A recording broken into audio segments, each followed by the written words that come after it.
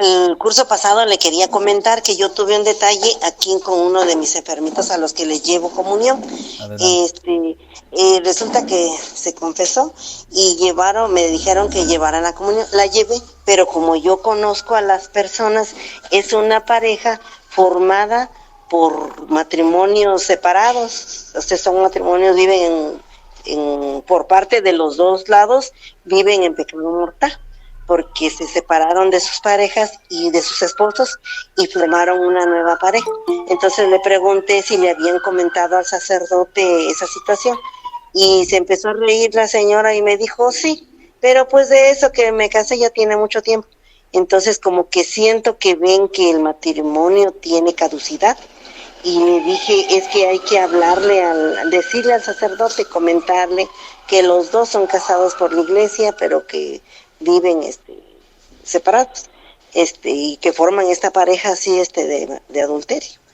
Y yo pues no sabía qué hacer, si darle la comunión o no. Entonces le dije, bajo su responsabilidad le voy a dar la comunión en el nombre de Dios. Y le di la comunión y ya le comenté a mi sacerdote y le dije la situación. Me dijo, ya no le lleves la comunión. Pero yo me quedé así como triste, como que no sé si hice bien, hice mal. No, sí, claro, es entendible y esto va para todos.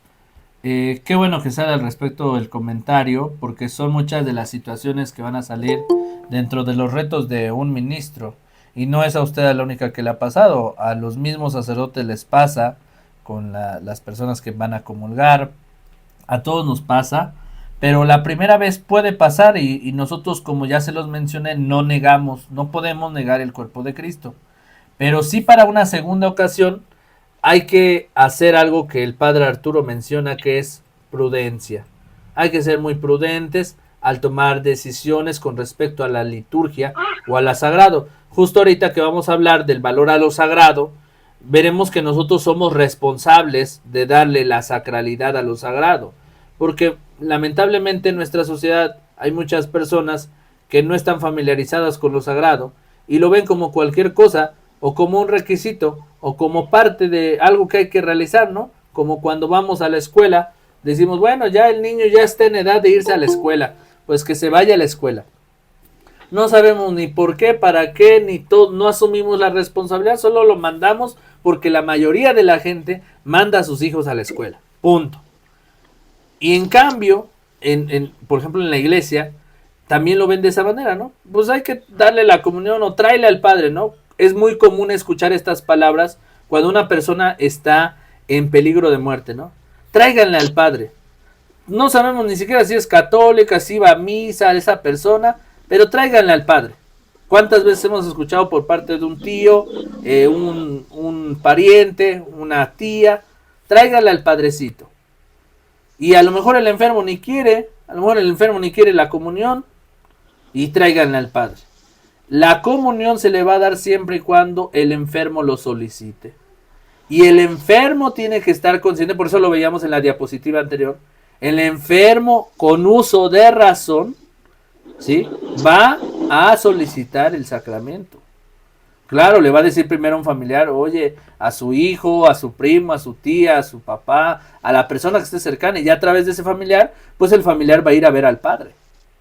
Y le van a llevar el viático y le van a llevar la unción del enfermo.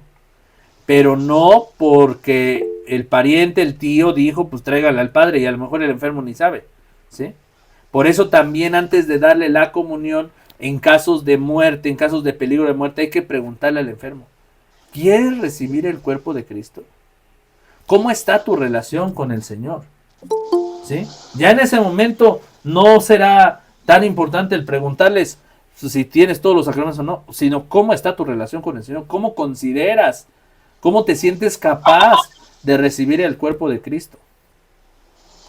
Y entonces ahí viene la parte de la prudencia. A lo mejor la primera vez nos agarran en frío porque ya estamos ahí con el enfermo y nos dicen, pues deme la comunión.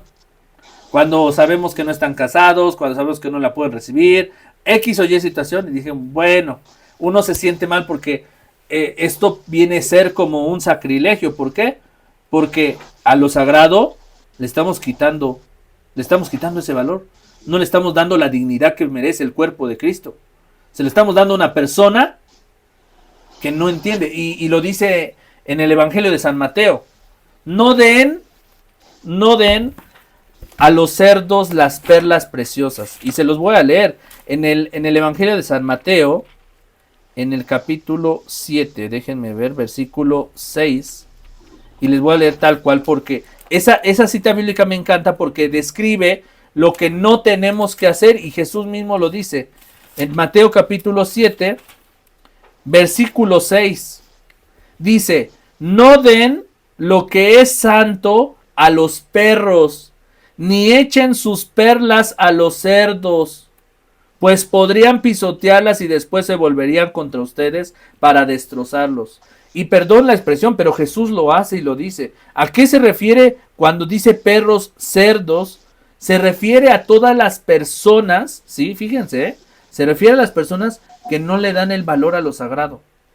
O sea, no le des lo que es santo a las personas que no saben lo que es santo. Dice, ni echen sus perlas preciosas a los cerdos, es decir, a la gente que no entiende. Porque de lo contrario podrían pisotearlas. ¿Qué hace la gente? Lo pisotea, le vale gorro, no le interesa. Y después se volverían contra ustedes para destrozarlos. O sea, después, todavía encima de esto, puede decir, no, pues el ministro fue el que nos dio la comunión. Yo no tuve la culpa, yo ni sabía. Entonces, todavía encima de que ellos fueron los culpables, todavía nos terminan destrozando, dice, porque después se volverían contra ustedes para destrozarlos. Y esto lo dice Jesús. Entonces es importante que tal vez la primera vez nos pase, pero ya una segunda o tercera vez ya no, ya tenemos que saber actuar con prudencia, a ver quién puede y quién no puede recibir el cuerpo de Cristo. Muy bien. Adelante, alguien más tenía que comentar. Bueno, no sé, hermana Fabiola, si quedó claro. Sí, muchas gracias. Muy bien, gracias por su comentario. Y esto es para todos. Adelante, hermana Hilda, tenía levantada la mano. Sí, cuando una persona, bueno, un ancianito, se enferma de gravedad, podemos llevarle seguido la comunión. ¿Qué tan seguido? Bueno, esa es la primera pregunta. Y la segunda, pues a mí también me sucedió que yo llevé la comunión a una persona, pero los familiares llevaron a brujos y pues la verdad fue una situación muy, muy incómoda. Obviamente después yo ya no llevé la comunión precisamente dado la situación que yo no sabía, porque pues muchas veces desconocemos las creencias de los familiares. Ahora la enfermita estaba inconsciente, pero en el afán de querer ayudarla, pues le llevan este tipo de personas para que pues la alivien. Sí, primero responder la primera pregunta. ¿Cuántas veces puede recibir, no solo el enfermo, cualquier persona, cualquier bautizado, tenemos que recibir una vez al día la comunión? ¿Sí? Es decir, del diario. De hecho, ustedes también tendrían que comulgar todos los días. Por eso en las parroquias manejan este esquema de misa de 7 todos los días. No sé si ven, o misa de 8 de la mañana todos los días, siempre hay de lunes a viernes. Hay misa de 7 o misa de 8. ¿Por qué? Porque pues todos podemos participar de la Eucaristía. Que no vamos es otra cosa, pero todos los días podemos comulgar. Ahora, hay ministros, o sobre todo pasa con seminaristas religiosas que acompañan a veces al sacerdote, o ministros extraordinarios que acompañan al sacerdote el domingo en más de 3 misas. La pregunta que me hacían, ¿podemos comulgar en las 3 misas? Sí, porque la misa es una celebración, es una fiesta. ¿Y quién va a una fiesta y no come? Es de mala educación, ¿verdad? Que te dicen, oye, ¿cómo no vas a comer? Va a decir la gente que no te gustó la comida, o va a decir la gente que le desprecia su plato de comida, ¿verdad? En un día, imagínense, te invitan a un bautismo, una boda y a unos 15 años, y vas a las 3 fiestas. En las 3 vas a comer, ¿sí? Claro, vas por lapsus, pero en las 3 tienes que por lo menos degustar algo de lo que prepararon para ti. Cuando uno participa en la Eucaristía también tiene que degustar del banquete que es la Eucaristía. Hay algunos sacerdotes que consideran que un ministro extraordinario, si ya comulgó en la primera misa y lo va a acompañar en las otras 5 misas que va a celebrar, pues el ministro extraordinario ya no comulga. Y eso el sacerdote lo determina, dice, ya no te voy a dar la comunión porque ya comulgaste. Y también es correcto, también es prudente. pero podemos y no podemos comulgar de la misma forma. O sea, cualquiera de las dos tiene sus razones. Pero en cuestión del enfermo, del anciano, sobre todo cuando vamos a visitar a un anciano, se le puede llevar la comunión del diario, ¿sí? Pero lo más prudente es que se le lleve cada semana, ¿sí? En domingo, ¿sí? De hecho, la misión del ministro extraordinario es llevarle la comunión a los ancianos y enfermos cuando no pueden participar el día del Señor en la misa, es decir, el domingo. Entonces el domingo normalmente es el día en que los ministros van y llevan la comunión a los enfermos. Cada 8 días tienen que llevar la comunión. No sé si el jueves sacerdotal aquí lo acostumbran en mi parroquia. También lleva la comunión. ¿No? Solamente. Solamente el jueves. El domingo no. No. Bueno, dependiendo del tiempo del ministro. Ok.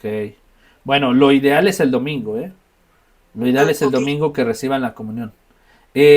Justo, qué bueno que salen estas preguntas, porque al respecto de esto, hay muchas cuestiones que quiero comentar, ¿sí? Por ejemplo, hay prácticas que se están realizando en nuestras parroquias que no son correctas. Por ejemplo, una de las prácticas que está volviendo muy común, pero no es correcta, es la adoración eucarística, es decir, la hora santa de los jueves con distribución de la comunión. Eso no está en ningún ritual. Eso no está en ningún ritual y eso no es correcto. Hay sacerdotes que lo están normalizando. Miren, yo no juzgo a nuestros sacerdotes. Mira, al final yo siempre he respetado la autoridad litúrgica porque ellos son nuestra autoridad en la iglesia, ¿verdad? Y yo nunca quiero sobrepasar sobre su autoridad, pero sí quiero comentar al respecto que eso no es correcto. Porque miren, litúrgicamente, para recibir a Jesús sacramentado, existe un ritual. Por eso se llama ritual de la comunión o ritual de la misa. Y hay un ritual de la comunión fuera de la misa, ¿sí? Y el ritual fuera de la misa solamente es exclusivo para enfermos y ancianos. Lo que ustedes hacen, llevarle la comunión a los enfermos, en el caso que no puedan participar. Pero el jueves de la hora santa no se puede dar la comunión después de la adoración al Santísimo. Esa es una práctica que está mal hecha. ¿Por qué? Porque nosotros vamos a la adoración. Ahorita, espero nos dé tiempo porque están muy buenos los comentarios, pero la hora santa es un momento para estar con el Señor. Es un momento para dialogar con Él, para meditar, para reflexionar, y la hora santa se presta a muchas cosas. Para poder rezar el rosario, para poder rezar la liturgia, para poder leer la Biblia, para meditar, para contemplar, para adorarlo, para estar con Él, para platicar con Él. Y después de ahí, no tiene que distribuirse la comunión, porque no es un ritual, es una práctica espiritual la hora santa. Se termina la hora santa con la bendición del Santísimo y nos vamos. Ahora bien, si queremos recibir la comunión, tenemos que participar entonces del banquete eucarístico. Y entonces el sacerdote tendría forzosamente que celebrar la Eucaristía. Terminamos la adoración. Bueno, entonces participamos ahora de la misa. Y se celebra la misa en el nombre del Padre, del Hijo y del Espíritu Santo. Se leen las lecturas, se lee el Evangelio, se hace la homilía, la presentación de las ofrendas, de los dones, ¿sí? Para poder recibir el cuerpo de Cristo. Pero esa práctica que después de la adoración se distribuye el cuerpo de Cristo no es apropiada. Claro, tampoco hay un documento que nos diga, no se puede distribuir la comunión. Pero, ojo, ¿en qué momento dice el ritual que distribuyamos la comunión fuera de la misa? Cuando sea un momento extraordinario. Y en el momento de la hora santa no es un momento extraordinario, porque la gente bien puede quedarse a la misa. Pero ¿qué hacemos? Queremos que sea más práctico y le damos la comunión. No. Para recibir el cuerpo de Cristo hay que recibir su palabra, hay que presentar las ofrendas, hay que vivir la consagración para poder recibir a Jesús sacramentado. Solo que estés enfermo, solo que no te puedas mover de tu cama, llegará un ministro extraordinario a tu casa y te llevará la comunión. Te va a leer el Evangelio y te va a dar la comunión. ¿Sí? Pero esa es una práctica. No sé quién en su parroquia tenga esa práctica. ¿Alguien que nos pueda compartir? No, no va a ser juzgado ni nada, ¿eh? O sea, son las realidades de nuestras parroquias, ¿sí? O sea, libremente que me pueda compartir. ¿Quién sí tiene esta indicación? Adelante. ¿Quién levantó la mano? ¿Hermana Fabiola? ¿O hermana Hilda? Sí. Ah, Mire, cuando yo termino la hora santa, le doy la sagrada hostia a algún ancianito o algún enfermito que haya ido a la hora santa, o la tengo que consumir yo. se refiere a que la hostia que se expone, Ajá. esa la tiene que consumir usted, en caso de que no hay sagrario. No, no tenemos Ajá. sagrario, entonces la consumo yo. Y ya no se lo doy a ninguno de los No, participantes. no, Perfecto. ni aunque sea un anciano o enfermo. Está ¿Sí? bien. ¿Por Gracias. qué? Porque si está en el templo, se supone que entonces sí puede ir al templo, ¿no? Ah, sí, es cierto. Es algo muy lógico, entonces sí podría ir el domingo a misa. Muy bien. ¿Ok? Gracias. Muy bien. Sí, gracias. Hermana Hilda levantó la mano, luego hermano Jacob, luego hermana Cintia, no sé si está bien en ese orden. Sí, hermanito, bueno, en mi parroquia sí se acostumbra a dar la comunión, pero asistimos los ministros extraordinarios en la mañana después de misa de 7. El padre nos pasamos todos los ministros que tienen en ese momento el tiempo para llevar la comunión. Y y a mí también sí me habían explicado que sí podía llevar después la comunión después de la hora santa, esa que se expone a mi enfermo, para que yo no la consumiera. Ah, ok. Sí, no, lo más prudente es que la hostia consagrada que exponemos, es decir, en la hora santa, termina la hora santa y la consuma el ministro. Punto. ¿Ok?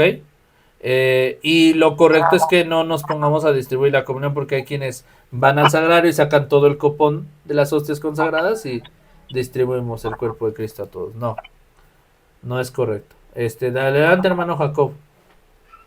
Sí, en la capilla, desde antes de que yo participara como ministro, empecé a ir a la hora santa porque había domingos que no podía ir a la misa por el trabajo. Entonces empecé a asistir a la hora santa y los que hacían la exposición y la adoración, pues sí, compartían la comunión y pues se ha seguido haciendo así. Desde que soy ministro en la parroquia, los viernes asistimos a la hora santa, a la lectio divina, y también, pues la verdad, allí son puros ministros extraordinarios, y sí también dan la Sagrada Comunión. Después de la hora santa. Así es. Ok. ¿Eso se los dijo el padre o el padre es el que dirige la hora santa? No, es uno de los ministros de la parroquia que dirige la hora santa. El padre en ese momento pues se dedica a confesar a los fieles. Ajá. Ok, y el padre sí da autorización de que se distribuya la comunión. Sí, porque él no está como tal ahí en la hora santa, pero está en ahí donde, en el confesionario. Ok, sí. Muy bien, pues muchas gracias por su compartir. Sí, muy bien, hermana Cintia, adelante. Sí, en la parroquia donde doy mi servicio igual, al principio era la hora santa, se distribuía la comunión. Ahora que llegó el nuevo párroco, él sí adelantó la hora santa. Antes era a las 7, ahora es a las 6 y de ahí a las 7 ya es la misa. Y ya es como se distribuye la comunión. Pero en las capillas se sigue haciendo igual la hora santa los jueves. Ajá. Y después de la hora santa damos la comunión, reservamos el Santísimo y vamos por el copón y sí damos la comunión. O sea, eso está igual. Yo tengo un año de haber sido instituida y y desde antes de que yo fuera ministro yo veía que se hacía esta práctica. Pero sí está autorizado por el párroco porque pues no se hace nada que él no autorice. Sí, claro. Muy bien, sí, y uno trata de obedecer, pero lo ideal es conocer precisamente por qué es correcto, o sea, no nada más estoy diciendo por qué no es correcto, sino por qué no se debe distribuir la comunión, porque para que recibamos a Jesús, Eucaristía, tenemos que participar del banquete, ¿sí? Voy a poner este ejemplo, ¿sí? Y justo voy a hacer un video en estos días explicando el por qué no se debe distribuir la comunión después de la hora santa. Cuando nosotros distribuimos la comunión después de la hora santa, es como aquel o aquella persona que va a una fiesta, ¿no? Me invitaron a una fiesta, X fiesta, no voy a decir algún ejemplo específico. Y llego a la fiesta, ¿sí? Y solamente llego a comer y me voy, ¿sí? No me quedo ni a cuando a lo mejor van a brindar, a partir el pastel, no me quedo a bailar, no me quedo a compartir la alegría de la fiesta. O sea, solamente llego, como y me voy. O llego por mi plato de comida y ahí nos vemos. Eso está mal, ¿no? Porque muchos dirán, oye, pues entonces mejor no vengas, ¿verdad? Porque una persona que nada más llega a tu fiesta, que los invitas para que vengan a compartir, a platicar, a bailar, nada más viene por su plato de comida y se va, pues no tiene sentido. Para participar de la Eucaristía, tenemos que vivir el banquete. Y el banquete es desde que comienza. En el nombre del Padre, del Hijo y del Espíritu Santo, el acto penitencial, el gloria cuando es posible, la oración colecta, las lecturas, escuchar el Evangelio, escuchar la predicación del Padre, luego presentar las ofrendas. Te presentamos el vino y el pan. O hemos entregado nuestras vidas al Señor, que son fruto de la tierra y del trabajo del hombre. Bendito sea Señor por este pan. Ofrecemos esos frutos, porque esos frutos que son de nuestro trabajo se van a convertir en el cuerpo y la sangre de Cristo en la consagración. Y después de la consagración viene la distribución de la comunión. Ahora, después de haber escuchado su palabra, después de arrepentirme de mis pecados, después ya de estar consciente de que Jesús está ahí en la Eucaristía y con la gracia, porque seguramente tengo que estar confesado, ¿sí? Voy y comulgo con un canto de comunión, llego y realizo después la oración alma de Cristo, santifícame cuerpo de Cristo, etc. Y entonces llega un momento donde nos vamos a la casa contentos porque nos encontramos con Jesús, no solamente en la Eucaristía, sino en su palabra, en la consagración, en la predicación del Padre, y llegamos en ese encuentro pleno. Pero no solamente se trata de recibir a Cristo y ya, porque esa recepción de la comunión en la hora santa es una recepción vacía, ¿sí? No nos hace participar, solamente comulgamos y ya. No tiene sentido, no hay un rito que indique eso. Por eso es la razón que no se debe distribuir la comunión después de la hora santa. Si queremos recibirla, entonces después de la hora santa se tendría que celebrar la misa. ¿De acuerdo? Bueno. ¿Alguien más tenía pregunta? Hermana Elsa, creo, ¿no? Hola, buenas noches. Buenas noches. A nosotros no nos permiten recibir la Eucaristía después de la adoración. O más bien antes solamente teníamos adoración, pero no nos permitían recibir la Eucaristía. Ahora tenemos la Santa Misa antes de la hora de adoración y después tenemos la hora de adoración. Muy bien. Tampoco Eso está nos perfecto. permiten comulgar más de 2 veces al día, por el mismo razón que tú dijiste anteriormente, para darle el valor a Jesús Eucaristía. Muy bien. Sí, así es. Excelente. Eso me parece algo muy bueno. El que se celebre la misa y después de la misa se haga el momento de la adoración. Porque cuando terminamos la misa, ya estamos con Jesús sacramentado en nuestro interior. Ya lo comulgamos. Y como lo vemos en la distribución de la comunión, ¿cómo se tiene que recibir a Jesús? Pues en el momento después de la comunión, simplemente tenemos que estar en un acto comunitario, que es precisamente lo que ahorita vamos a ver en la liturgia. Pero en ese acto comunitario no tenemos que ponernos de rodillas y hacer nuestra oración personal. Si queremos hacer una oración personal, decía un sacerdote liturgo, tenemos que ir después de la misa al sagrario o ahí desde nuestro lugar a hacer nuestra oración personal, pero hasta que acabe la misa. Y qué bien quedaría que después de la misa nos quedemos a la adoración eucarística. Eso es excelente, excelente. Y también esto de no comulgar más de 2 veces cuando acompañemos a los sacerdotes, o a lo mejor participamos en 3, 4 misas el domingo, pues solamente comulgar en una, ¿sí?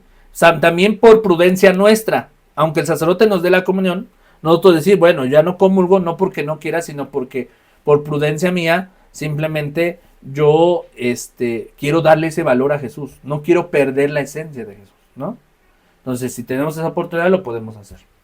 ¿De acuerdo? Adelante, hermano Arturo. Y luego, hermana Susana. Buenas noches, hermanos. Buenas noches. Nada más para comentarle, por ejemplo, aquí se hace la hora santa y después la celebración de la palabra. Ahí es donde se da ya la comunión. Ah, ok, muy bien, sí. Se hace hora santa a las 5, de 5 a 6. Al de 6 ya la celebración de la palabra. Y ya se da la comunión dentro de la celebración. Muy bien. Eso sí lo puede hacer el ministro extraordinario. Que en caso de que no esté el sacerdote y el ministro es el que expone el Santísimo, el ministro expone el Santísimo, normal, como lo hemos visto, y a lo mejor ahorita se los vuelvo a compartir, pero después de exponer el Santísimo, termina nuestra hora santa y continuamos con la liturgia de la palabra y distribuimos la comunión. Ahí sí se puede. Pero distribuir la comunión nada más así, ay, no sé, cada sacerdote ya tendrá su justificación. Pero de todos modos, ahí está la respuesta. Gracias, hermano Arturo. Hermana Susana, adelante. Sí, yo lo que quería compartirles es que en mi parroquia, por ejemplo, en la temporada en la pandemia, ahí nada más teníamos un ratito de adoración y el sacerdote nos distribuía la comunión, nada más en esa temporada. Nosotros aquí, después de tenemos nuestra hora santa, terminando la misa, pero en la mañana. Todos los días hay misa a las 8 de la mañana y terminándose el jueves la misa de 8, tenemos adoración. Bueno, se hace la hora santa, incluyendo un tema como catequesis, porque hay muchas hermanitas que son de liturgia y que son ministras que trabajan en la tarde. Entonces, pues eso se empezó a hacer a raíz de la pandemia y hasta la fecha pues ha funcionado muy bien. Pues sí nos funciona muy bien y es, yo creo que muy bueno eso que usted nos decía hace un momento, que después de recibir a Jesús ya estar en oración, pues yo creo que es lo más bonito, ¿no? Y en cuanto a que cuántas veces comulgamos, nosotros te damos nuestro servicio aquí entre semana, luego pues hay hasta 6 misas al día, a veces de difunto y todo eso, y acudimos a dar servicio.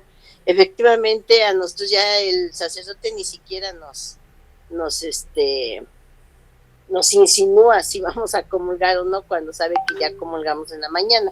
Entonces, sí, yo creo que esos comentarios que se están haciendo y todo lo que nos estamos compartiendo, pues sí nos retroalimenta, pero sí deberíamos de concluir qué es lo correcto y qué es lo que pues hacemos porque nos mandan o porque lo dice el que está dirigiendo. Ese sería mi comentario. Claro. Sí, al final es entender que todo tiene su razón de ser, ¿no? Ahorita me quedé pensando precisamente cuál podría ser la justificación de nuestros sacerdotes que toman la decisión de dar la comunión después de la hora santa. Posiblemente puede ser que dentro de la hora santa se predique la palabra de Dios, se hable del evangelio, se haga una reflexión, predicación, y entonces como ya hemos predicado o reflexionado en torno a la palabra de Dios, pues concluir con recibir su cuerpo. Y puede ser que sea parte aceptable recibir la comunión después de la adoración. Pero también un sacerdote liturgo nos decía, si vas a hacer las cosas, hazlas bien. Y si te vas a equivocar, pues también equivócate bien, no lo hagas a medias. Entonces, si vamos a recibir la comunión o queremos recibir la comunión, los que sí podemos, pues hay que recibirla bien. Y hay que entonces hacer una liturgia de la palabra, si hay ausencia del sacerdote, O bien, si está el sacerdote, pues que celebre la misa. Y a lo mejor puede ser una misa de media hora. No es como que celebrar una misa todavía otra hora. No. Por ejemplo, nosotros, cuando yo tuve la oportunidad de estudiar en el seminario, todos los días tenemos misa, pero cuando iba en la parte del seminario menor, la misa era de media hora, porque era de 6:30, de 7:30 a 8 de la noche, era la oración de vísperas de la liturgia, y de 8 a 8:30 era la misa, ¿sí? A veces se quitaba la oración de vísperas y la misa era completa, de 7:30 a 8:30, pero normalmente a veces era de media hora la misa, y se vivía bien la misa, bien organizada, bien hecha, pero en media hora puedes realizar la Sagrada Eucaristía, y eso es lo ideal, que se celebre el banquete para entender lo sagrado. Y bueno, ya entrando en materia, ¿sí? Justo ahorita es de lo que vamos a hablar, ¿no? El ministro y la liturgia. Hermanos, hoy en día hay muchos abusos en la liturgia, y son precisamente no abusos, sino son falta de formación, falta de conocimiento en las cosas sagradas. Algo que nos está alejando de la iglesia es no tener esta cultura de aprender. Hoy, por ejemplo, una de las redes sociales más populares es TikTok, ¿sí? ¿Por qué TikTok se volvió tan popular en la sociedad? Porque la gente quiere ver contenido rápido y fácil, sencillo. Por ejemplo, ¿cómo aprender a hacer el arroz en 5 minutos? En TikTok pueden encontrar videos de cómo hacer arroz en 1 minuto. Los videos más virales son los videos que duran menos de 1 minuto. ¿Cómo bolearme los zapatos en menos de 1 minuto? ¿Cómo pintarme el cabello en menos de 1 minuto? ¿Cómo rezar el Santo Rosario en 5 minutos? ¿No? Y todo es en poco tiempo. Pero ¿saben cuál es el riesgo de esa red social de TikTok?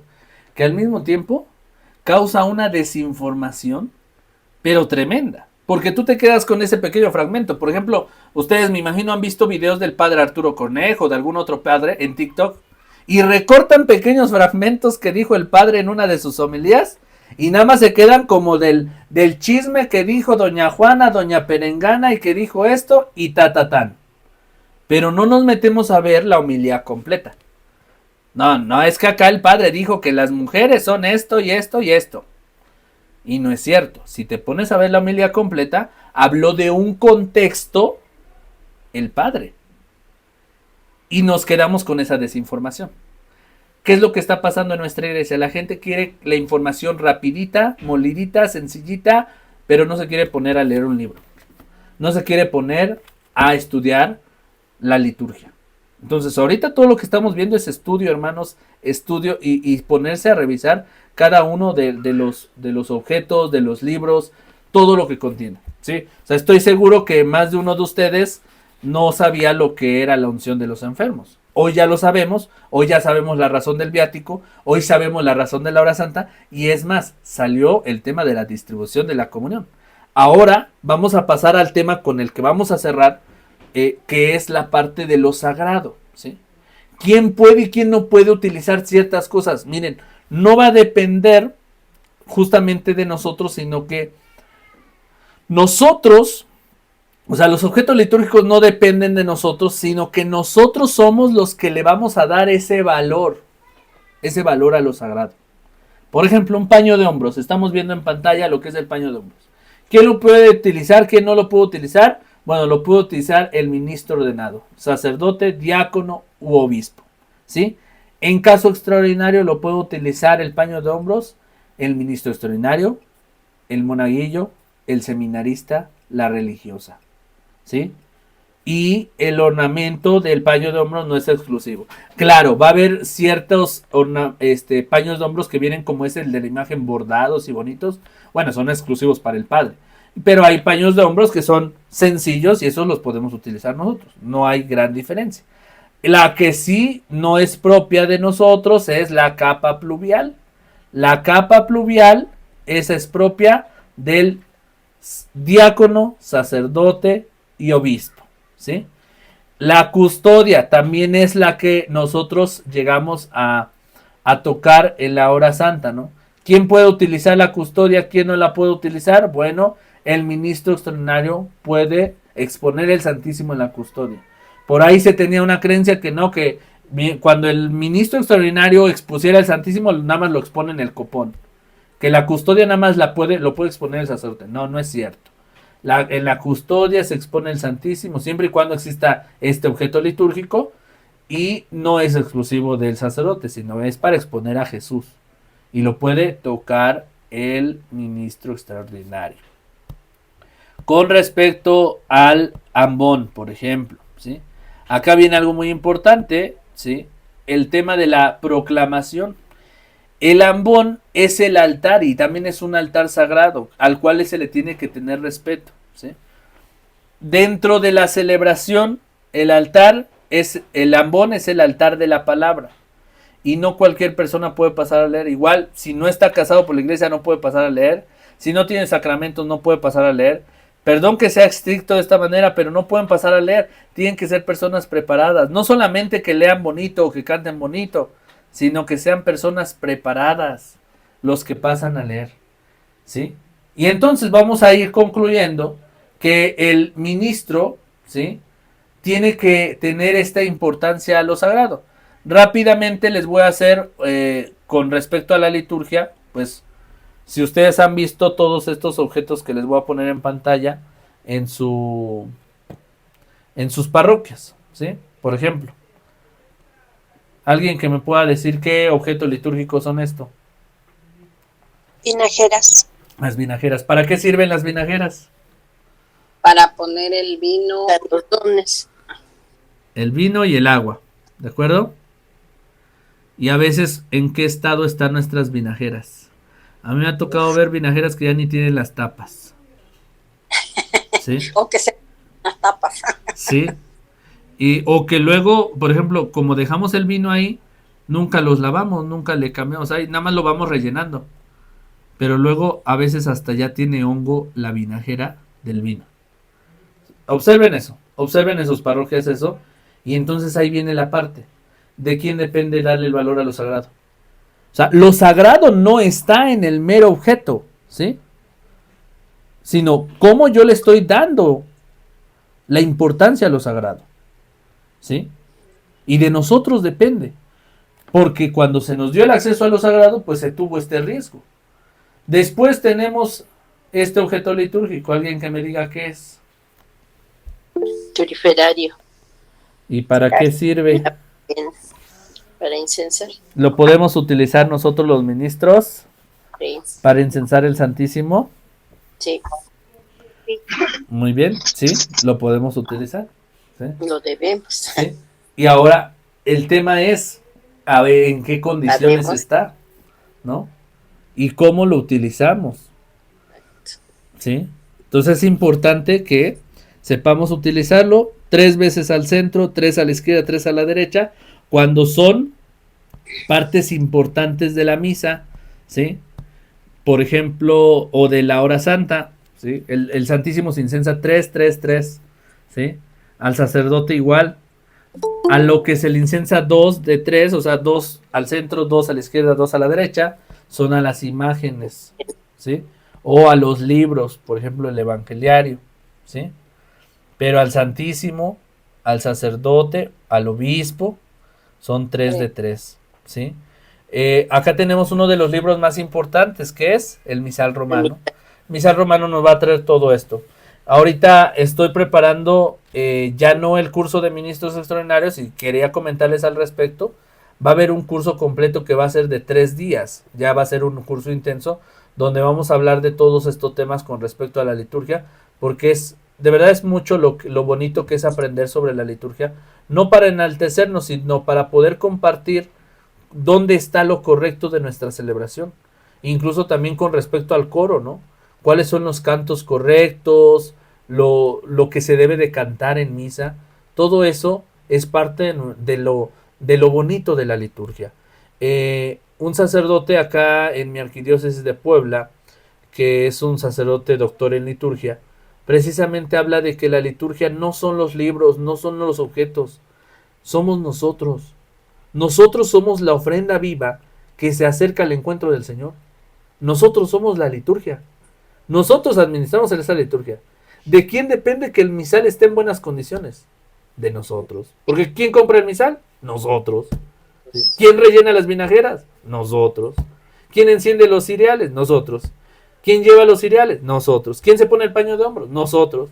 Nosotros somos la liturgia, no los objetos como tal. Pero nosotros tenemos que darle esa importancia a lo sagrado. ¿Sí?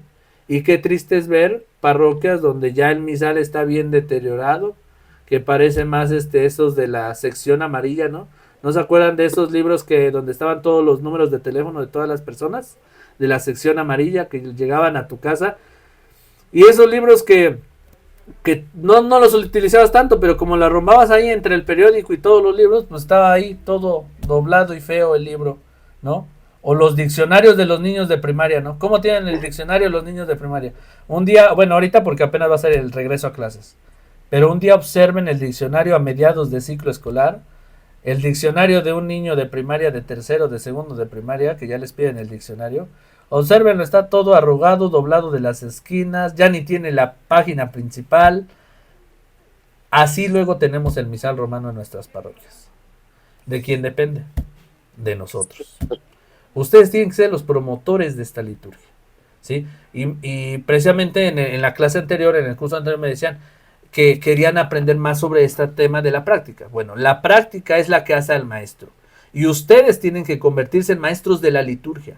Pero no en una liturgia estructurada donde digan, mira, el misal va a ser página tal, no, sino que aprendas a administrar lo sagrado, que aprendas a darle la importancia a lo que es de Dios, ¿sí? Y en ese sentido, empieces a darle, ¿sí?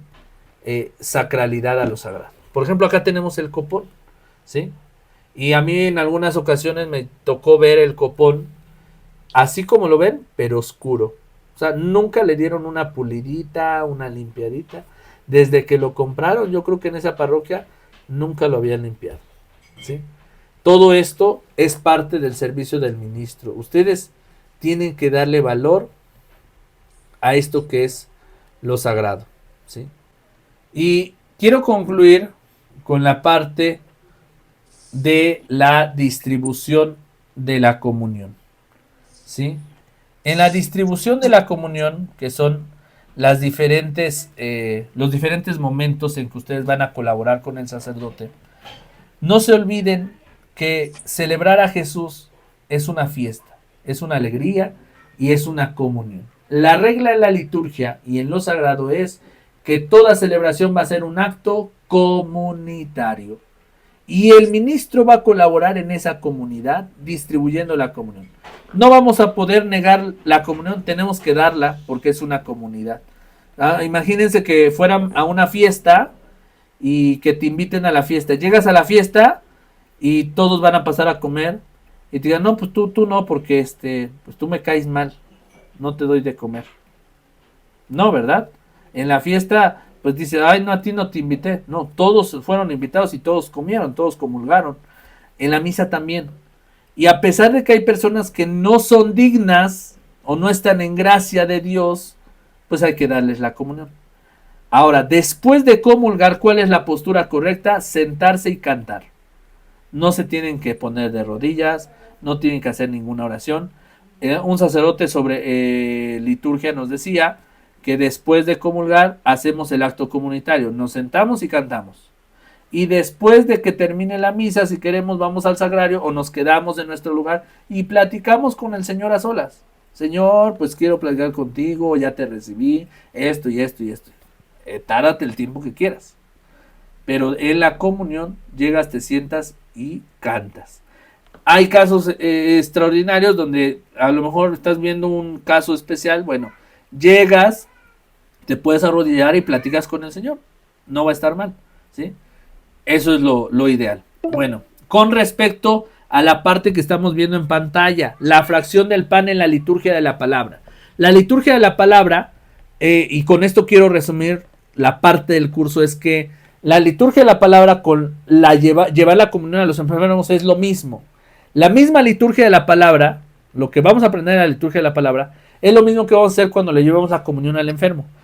Solamente que para el enfermo les voy a dar un tip muy sencillo. Si ustedes no quieren realizar toda la liturgia de la palabra, Cuando vayan a ver a un enfermo, solamente lleguen y lean el Evangelio del domingo con su misal anual o su misal mensual, ¿sí? Leen el Evangelio y hacen el rito de la comunión, que es fieles a la recomendación del Salvador, Padre Nuestro, y nos pasamos a la distribución de la comunión. La invitación que le tienen que hacer al enfermo es que de preferencia los familiares en la tele le puedan poner la misa completa, las lecturas, ¿sí? Para que escuche la misa completa, para que cuando el ministro le lleve la comunión, solo le lea el Evangelio, le dé una breve reflexión y le dé la comunión, ¿sí?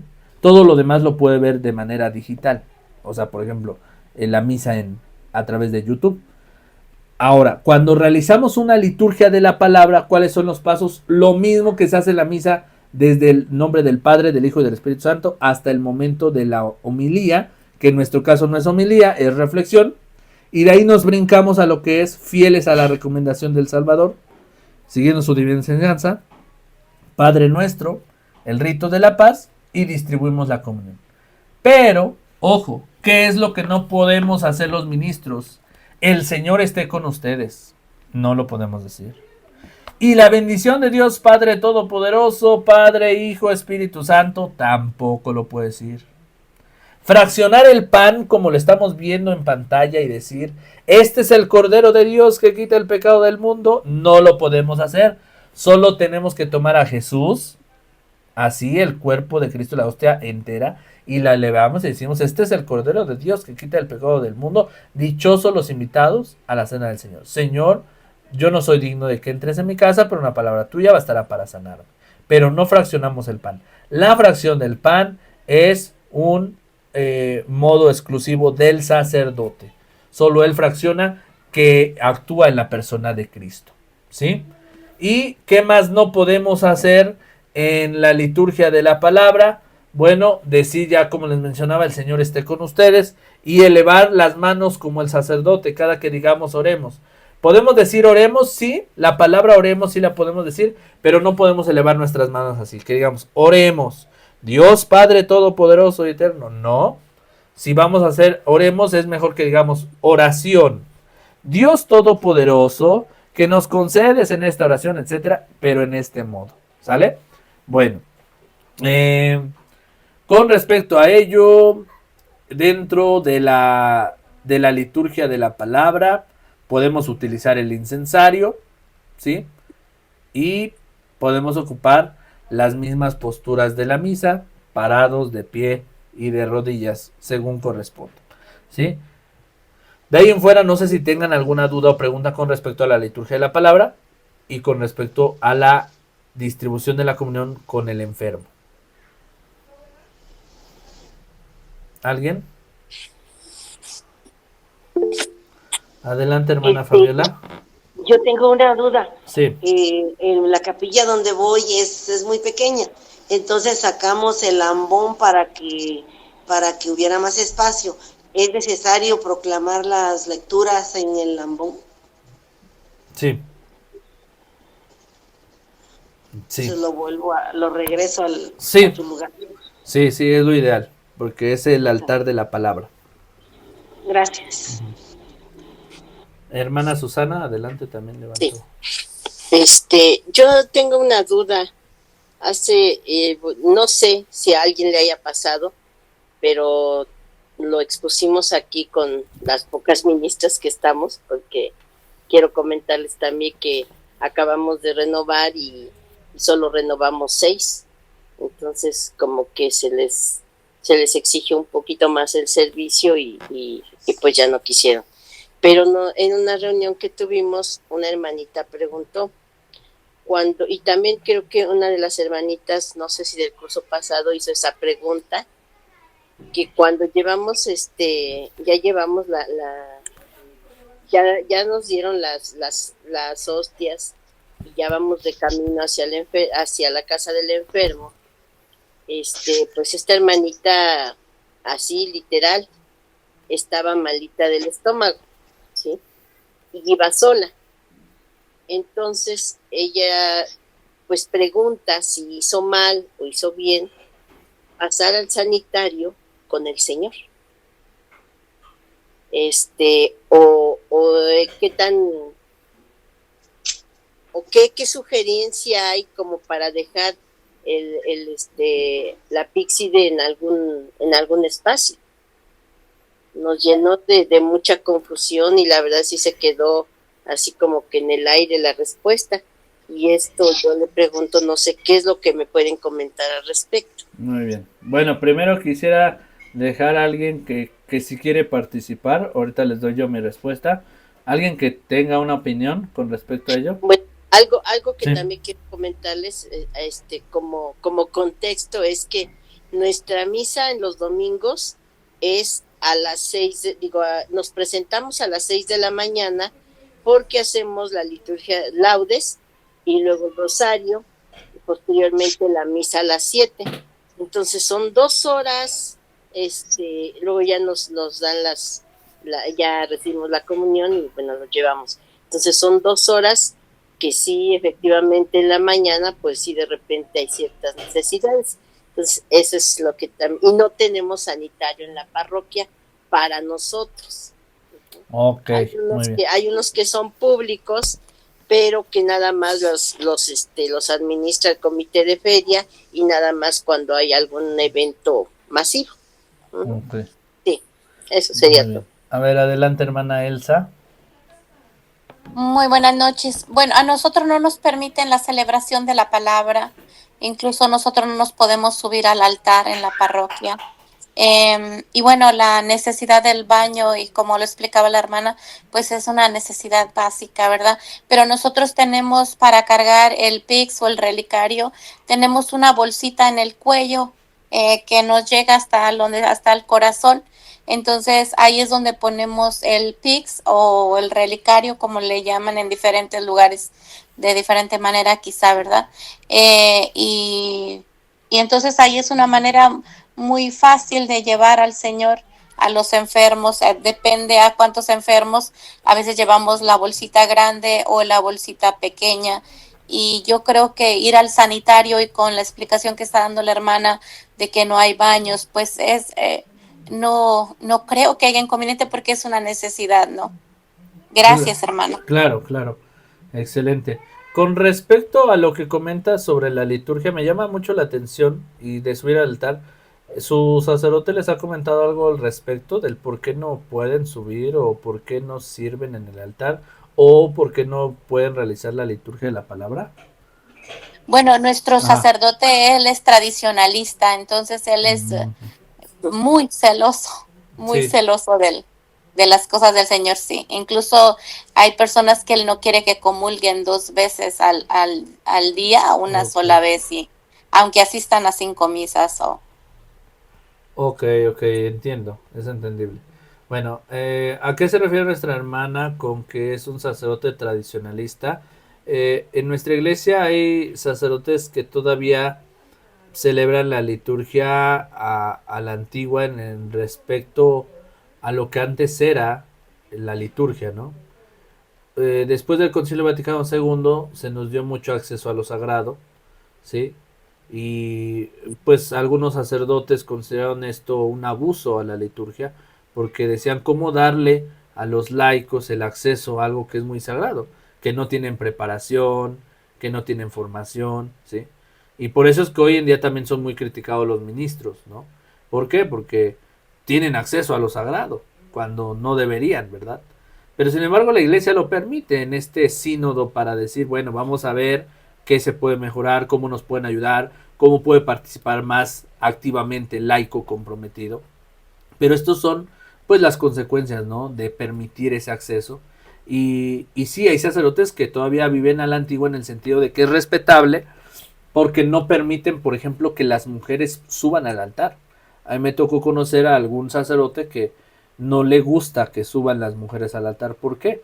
Porque la participación activa en la pastoral es del sacerdote, del varón, perdón, ¿sí? Jesús eligió a varones para la pastoral, pero en este sentido de autoridad, de líder, de que tiene que ir abriendo camino. Por eso es el varón el que va abriendo camino, ¿sí? Por eso el pastor, el que pastoreaba las ovejas, era el que iba abriendo camino.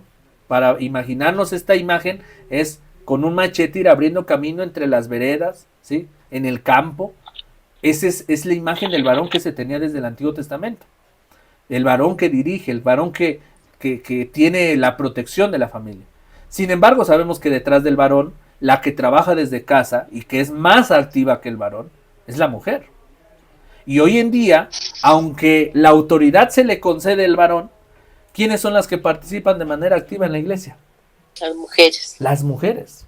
Yo puedo decir, 8 de cada 10 ministros son mujeres. 8 de cada 10 catequistas son mujeres. 8 de cada 10 encargados de liturgia son mujeres. Y esto no le quita el valor a la dignidad de la mujer, sino que nos damos cuenta que la mujer es más activa que el hombre. Sin embargo, Jesús piensa en el hombre, en darle esta autoridad, porque al hombre siempre lo vas a halagar con darle la autoridad y decirle que es poderoso, aunque en realidad no es tan activo con la mujer. Pero al final Jesús supo cómo convencer al hombre. Sabía Jesús que no tenía que llamar a las mujeres. ¿Por qué? Porque las mujeres solitas iban a llegar al servicio. Y al hombre le tuvo que rogar. Tuvo que ir y decir, yo los voy a hacer pescadores de hombres. Y solo así los tuvo a los discípulos ahí. Incluso siendo así, hubo entre ellos quienes lo negaron, como Pedro, y quienes lo entregaron, como Judas. Y ahí está. Pero así fue el designio de Dios, pero eso no quiere decir que la participación de la mujer no valga en la iglesia, sino que es una participación activa, pero no tanto en el altar, en la cosa del pastoreo. Pero bueno, son cosas que ya vienen siendo cosas terceras, que nos interesa la esencia de lo que estamos celebrando. Bueno, para concluir, hermana, ¿quién más había alzado la mano? No sé si alguien más iba a hacer un comentario. No, ¿verdad? No. Bueno, para concluir, porque el tiempo se nos termina, quisiera yo agradecer por toda su confianza en este curso. Lo hago con la participación de que ustedes puedan prestar un mejor servicio en sus parroquias, en sus comunidades, y que todo este contenido ustedes también lo puedan compartir con sus grupos de pastoral, de ministros, de catequesis.